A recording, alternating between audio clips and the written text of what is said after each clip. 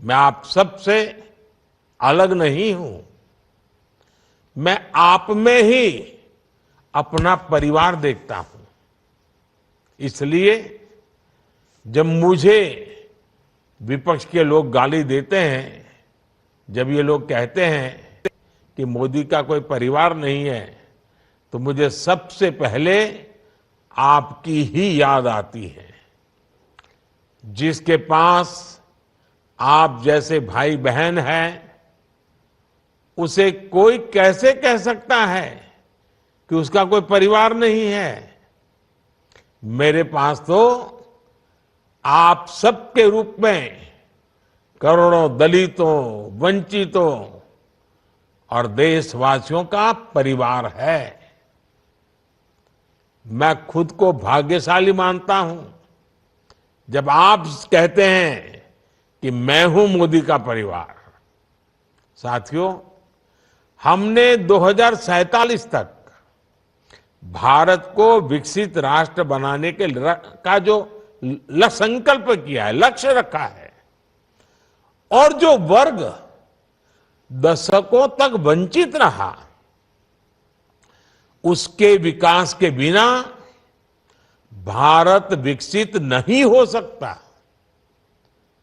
कांग्रेस की सरकारों ने देश के विकास में वंचित वर्ग के महत्व को कभी समझा ही नहीं था। उनको परवाह ही नहीं थी। इन लोगों को कांग्रेस ने हमेशा सुविधाओं से वंचित रखा। देश के करोड़ों लोगों को उनके भाग्य के भरोसे छोड़ दिया गया। और दुर्भाग्य देखिए, ऐसा एक माहौल बन गया कि भाई ये योजनाएं, ये लाभ, ये जीवन तो उनके लिए है, हमारे लिए तो नहीं, हमें तो ऐसे ही मुसीबतों में जीना है।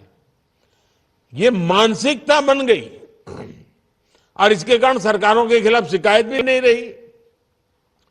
मैंने उस मानसिक दीवार को तोड़ दिया है।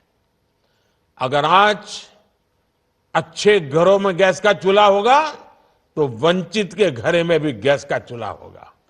अगर अच्छे अच्छे परिवारों के बैंक के खाते होंगे, तो गरीब का, दलित का, पिछड़ों का, आदिवासी का, उसका भी बैंक खाता होगा। साथियों, इस वर्ग की कई पीढ़ियों ने अपना जीवन मूलभूत सुविधाएं जुटाने में ही गंवा दिया। 2014 में हमारी सरकार ने सबका साथ, सबका विकास के विजन के साथ काम करना शुरू किया। जिन लोगों ने सरकार से उम्मीद छोड़ दी थी, सरकार उनके पास पहुंची और देश के विकास में उन्हें भागीदार बनाया।